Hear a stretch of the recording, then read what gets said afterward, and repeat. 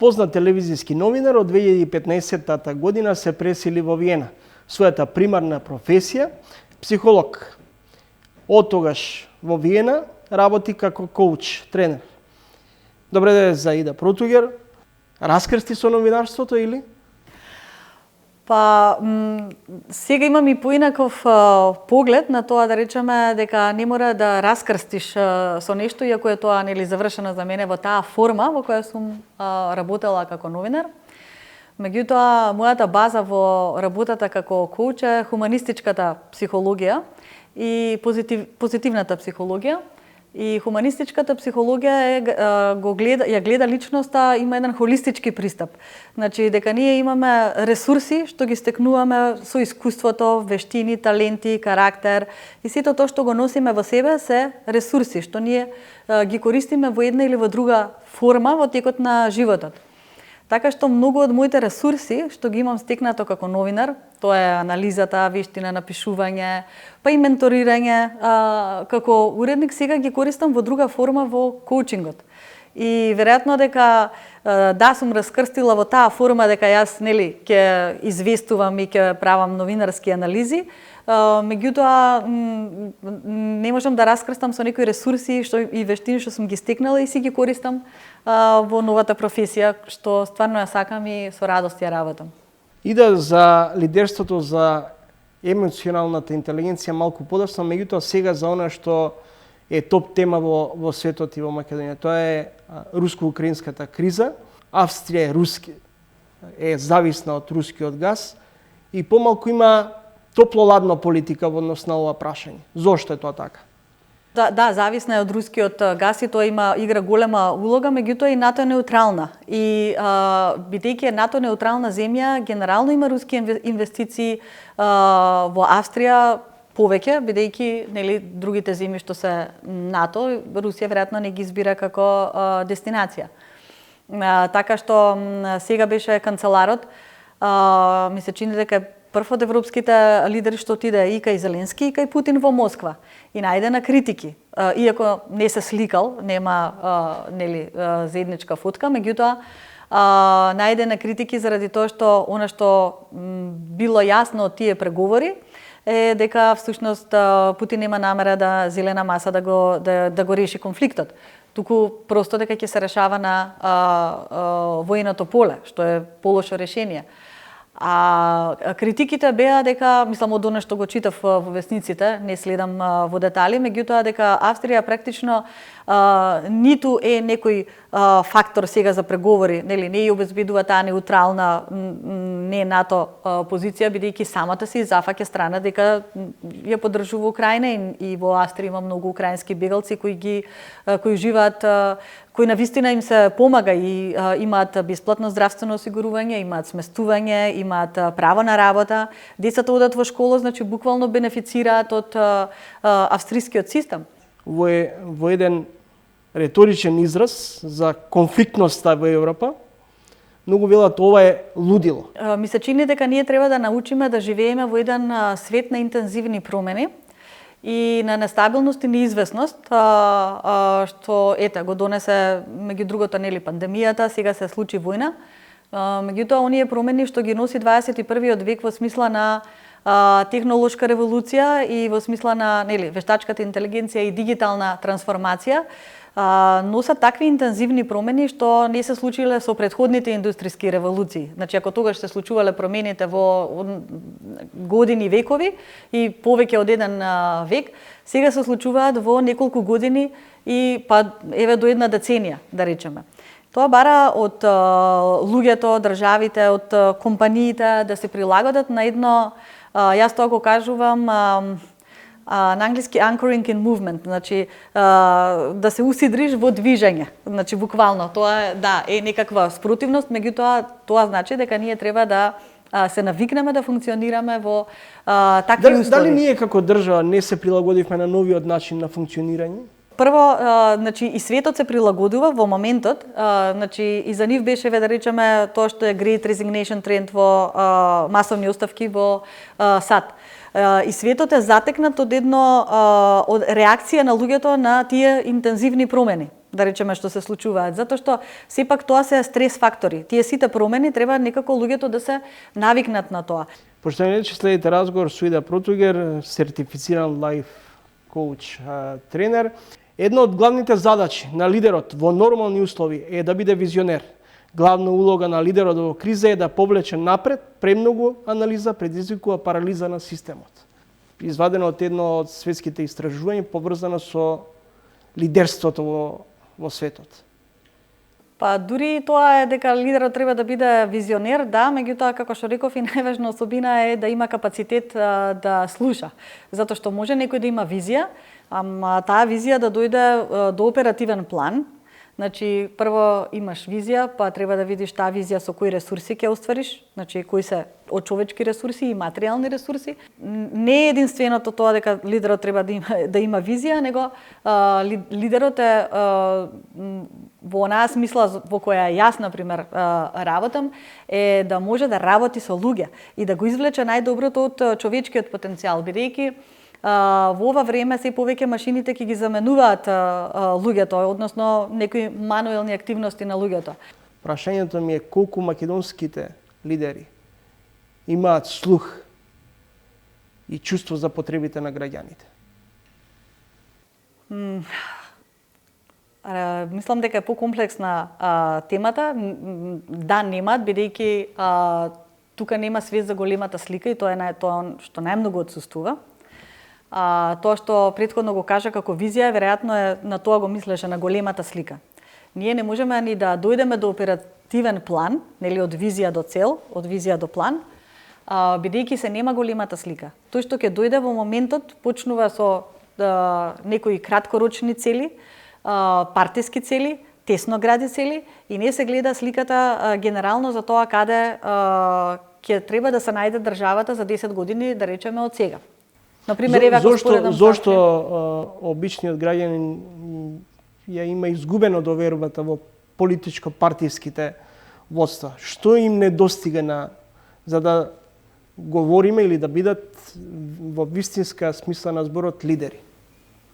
Па недостасува лидерство, квалитетно лидерство. Каква терапија би им препишала на нашите политички елити во овој миг? Лайф коучот и бизнес во лайф и бизнес коучингот не се работи со терапија, него се работи со тоа дека се води клиентот нели од проблем кон решение. И се поттикнува да ги пронајде сите своји ресурси и да ги насочи кон тоа да се фокусира кон решенија. И има една заблуда, нели, за позитивната психологија која се зборува и некој ќе рече дека како ние ги тераме да мислат позитивно. Не е тоа идејата. Идејата е дека точно треба да кажеш како се чувствуваш. Ако се чувствуваш слабо, да кажеш јас сум слаб.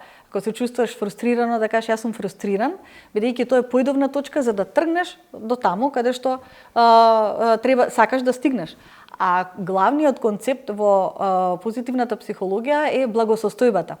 Благосостојба е, ја би рекла, некаква долгорочна среќа, исполнет и квалитетен живот.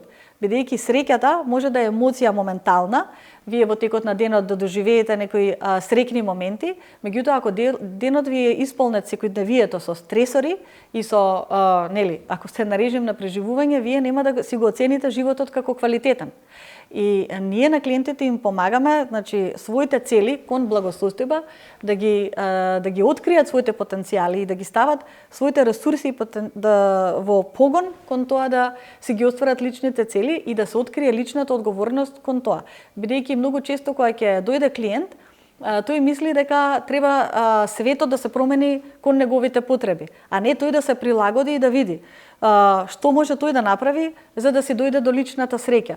Правото на избор и одговорноста на собствените одлуки да се презема.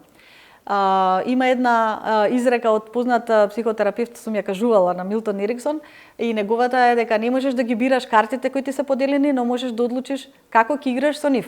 И тоа е тоа да видиме кои се ресурсите и како тој да си ги употреби кон собствената благосостојба. И многу е важно тука фокусот. Многу често ние се фокусираме, ама ја тоа немам, ама ја тоа не можам, и се фокусираме на проблемот и на дефицитите. А не се фокусираме, добро, ако не можеш тоа, што можеш? Ако немаш тоа, што имаш? Да го смениме фокусот кон тоа што може човекот, што има, и кон тоа кон решение наместо да биде заглавен во проблемот. Бидејќи кога ќе го има едно се вика вундерфраге, прашање, нели, кога некој ќе зборува за проблемот и например јас ќе му кажам, добро, ако влезете во продавница што испорачува решенија, кое решение за проблемот ваш ќе го би го земале, би го купиле, и тогаш настанува молк, бидејќи човекот е толку окупиран со и влезане во проблемот што не може да се сврти кон решенијата. Светските истражувања покажале дека нашиот IQ е одговорен само 20% од успехот на работното место и задоволството во животот, додека останатите 80% постои еден друг вид на интелигенција која во себе ги содржи најважните животни вештини за постигнување на успех и среќа, а тоа е емоционалната интелигенција. Дали емоционалната интелигенција е клучот? Само една мала исправка, бидејќи авторот на емоционална интелигенција Даниел Големан тоа постојано го повторува, меѓутоа се уште не може да се разбие нели тој мит и тоа што е таму кажано. 20% точно е когнитивната интелигенција, IQ учествува во успехот на човекот, но тие другите 80 не се должат на емоционалната интелигенција, него на останатите фактори во кои влегува емоционалната интелигенција. Значи да бидеме прецизни. И емоционалната интелигенција е, ми се чини дека ќе биде многу важна лидерска вештина во ова време на промени во која ви кажувам, бидејќи ние сме родени сами, но биолошки предодредени да комуницираме со другите луѓе, затоа што сме дизајнирани како социјални суштества. И умењето со луѓето е тоа што ќе прави голема разлика. Значи, како да го извлечете најдоброто од човечкиот потенцијал и да го ставите во погон на креација. И емоционално интелигентен лидер е тој кој ќе успее од своите, од вработените во таа компанија, да не кажам своите, бидејќи не се негови, тие се вработени, да ги мотивира и да ги инспирира, да ги разбере нивните потреби, за да тие го дадат најдоброто во насока на продуктивност на компанијата. Бидејќи ако остане она шефување и шефот мисли дека тој најдобро знае и не воспостави квалитетна релација со луѓето и не ги мотивира, да, тие ќе земаат плата, меѓутоа нема да се зголеми продуктивноста на фирмата и нема да го извлече најдоброто од тие луѓе. И емоционалната интелигенција е прво да си свесен за сопствените чувства, бидејќи во колективни општества, како што и Македонија, ние многу внимаваме на тоа, на меѓучовечките односи, припадноста, групата. И родителите ги учат децата од мали како да се однесуваат за да бидат прифатени. Нормално, бидејќи зборувавме за потребите и потребата за припадност е психолошка, основна човекова потреба. Меѓутоа, помалку се води сметка за тоа да го праша детето како се чувствува, да се сврти кон тоа, и ние не сме доволно извежбани и тренирани како да ги препознаваме сопствените емоции. Например, јас и дури сум го тестирала од ова што го читам од книгите, ќе го прашате некој како се чувствува, ако е добро ќе рече или е супер или е топ, меѓутоа не знаеме да употребуваме нијанси, дали си возбуден, дали си инспириран, дали си има многу нијанси на човечките емоции. Значи, само во тој кругот на емоции што е познат се 168, а ние употребуваме тажен, среќен, елементарни некои што се тие, 6 базични. Така да, емоционална интелигенција да си способен да си ги препознаеш емоциите и да ги валидираш сопствените емоции, да ги поттикнеш, да ги храниш позитивните, а да ги контролираш негативните, оние што се импулси, импулсивни некои негативни реакции, и да можеш да ги разбереш другите. Ако не можеш да се разбереш себе и ако не си окей со себе, нема да можеш и да воспоставиш квалитетни релации со другите луѓе. И тоа е во суштина емоционалната интелигенција, или грубо кажано, ако мозокот е символ на разумот, а срцето е символ на емоциите, емоционалната интелигенција е да го извлече најдоброто од двете, да работат во хармонија. И да Протугер од денешеш на временска дистанца направи ли можеби добра проценка или грешка, кога пред неколку години имаше понуда за твое политичко активирање? Па, прво во животот, не сум направила секако грешка, не е тоа за мене, многу сум посреќна во оваа позиција, меѓутоа сакав да кажам и дека односот кон грешките, јас стално го цитирам Кундера, тој ми е еден од омилените автори, и во Неподнослива леснотија на постоењето, Кундера зборува за разликата помеѓу источњачка филозофија и западната филозофија, и на истокот веруваат во реинкарнација, а на западот не веруваат, еден живот по искупување. И тој вели дека западњаците, условно речено, го живеат товарот на неповторливоста на моментот. И нема генерална проба, ние не знаеме во животот кога носиме одлука како таа на крајот ќе излезе. Да, имаме емоционална меморија и носењето на одлуки е битна работа, дел од животот, меѓутоа сепак нема генерална проба, влијаат и други фактори. И од тука јас стално викам на клиентите, наместо се фокусирате на грешки, да се фокусираме на тоа, на лекциите, што сме научиле од тоа искуство, да речеме.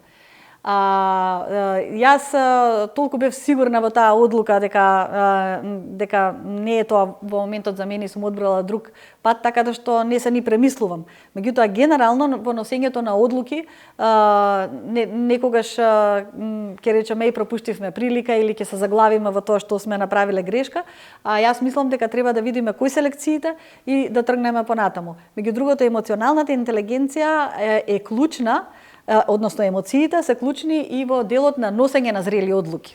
Само немаме толку, можеби, време сега тоа да го образложам. Ти благодарам за гостувањето и ти посакувам успех во професионалната и приватна кариера. Благодарам, ми беше драго. Почитувани, тоа беше Ида Протовир.